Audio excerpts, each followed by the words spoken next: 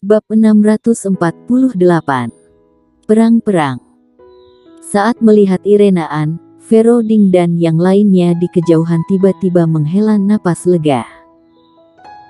Feroding sudah menduga bahwa jika Tanah Suci mengirim seseorang untuk datang, itu pasti Master Super, tetapi dia tidak berharap bahwa Tanah Suci tidak hanya mengirim Master Super, tetapi juga kirim 2 orang sekaligus, dan mereka adalah peringkat suci kedua dan ketiga. Feroding tahu betul bahwa Tanah Suci benar-benar mau membunuh warrior yang kali ini.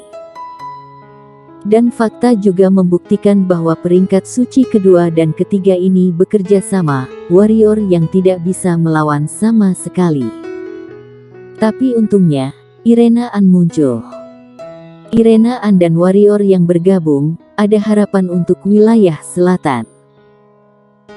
Herculesia memandang Irenaan, lalu berkata, "Sungguh mengejutkanku, selain warrior yang ini, benua pendekar hitam ini ternyata memiliki jenius seperti kamu."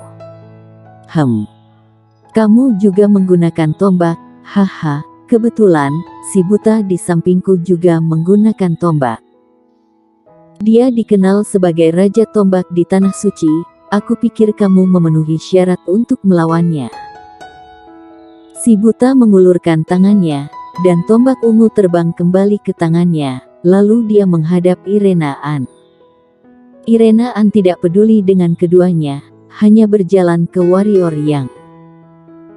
Meskipun warrior yang diserang oleh si buta, tapi untungnya dia menggunakan jurus naga berubah pada saat kritis, jadi dia tidak terlalu cedera. Meski begitu, dia terkejut menemukan bahwa di bawah sisik naganya, darah meluap. Hanya satu pukulan biasa. Meski dalam hati terus mengingatkan dirinya untuk tidak meremehkan para jenius peringkat suci di Tanah Suci, tetapi dia menemukan bahwa dia masih meremehkan para jenius peringkat suci di Tanah Suci. "Kamu baik-baik saja?" tanya Irenaan sambil menggenggam pemecah langit. Warrior yang menggelengkan kepalanya, dia bukan sok kuat, dia hanya meremehkan lawan sebelumnya, jadi terpukul, dan sisik naganya sendiri memiliki kemampuan untuk memperbaiki tubuhnya sendiri. Kerusakan yang disebabkan oleh pukulan sebelumnya hampir pulih sekarang. "Mengapa kamu keluar?" warrior yang bertanya.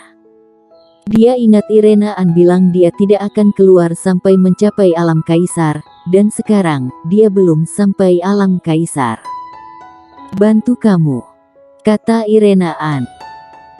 Warrior yang melirik Irenaan bukanlah tipe wanita yang sangat cantik, tetapi tidak dapat disangkal bahwa dia memiliki temperamen menarik khusus yang tidak dimiliki wanita lain. Temperamen inilah yang membuat Irenaan unik. Ditatap oleh warrior yang, ekspresi Irenaan sedikit tidak wajar, dia menoleh dan berkata, "Ayo bertarung jika tidak terluka." Warrior yang menarik kembali pandangannya, mengangguk, lalu memandang kedua Herculesia, dan berkata, "Yang mana yang kamu pilih?" "Pilih yang mana?" Herculesia sedikit terkejut, lalu tertawa dan berkata, "Si buta, aku tidak menyangka setelah sampai di benua pendekar hitam ini, kita akan dipilih untuk menjadi lawan. Jika ketahuan orang di Tanah Suci, terutama si psikopat itu, entah bagaimana dia akan menertawakan kita. Dia akan mengabaikan kita." Si buta memegang tombak dan berjalan menuju Irenaan, ketika hanya berjarak 100 kaki dari Irenaan, tombak di tangan si buta berubah menjadi cahaya ungu dan melesat keluar, tepat di depan Irenaan. Irenaan sedikit menoleh ke samping, pemecah langit di tangannya menghantam. Bang! Tombak ungu menyerang balik, dan Irenaan mundur 2 langkah. Melihat adegan ini, Herculesia menyipitkan matanya, wajahnya tidak lagi menghina. Di antara generasi muda Tanah Suci yang bisa dengan mudah menangkis tombak si buta, hanya 5 super jenius peringkat suci.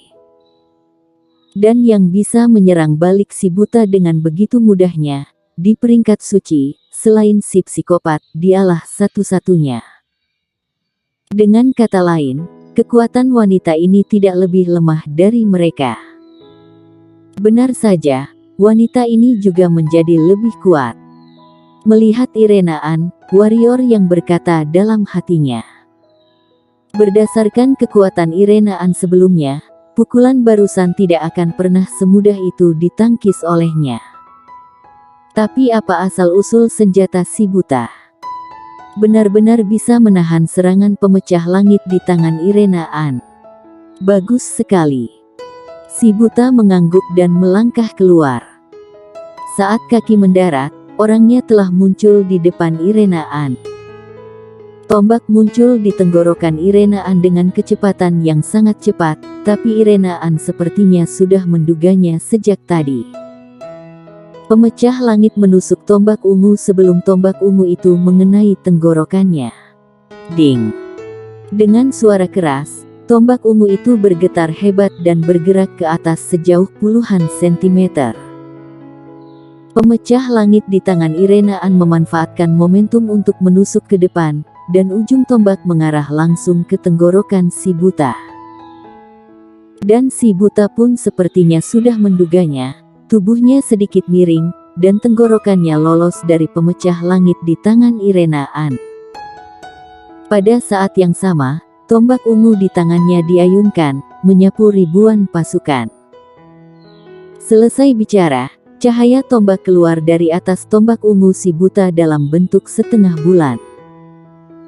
Wajah Irena An muram, reaksinya tidak lambat, pemecah langit dengan cepat ditarik kembali, lalu memblokirnya.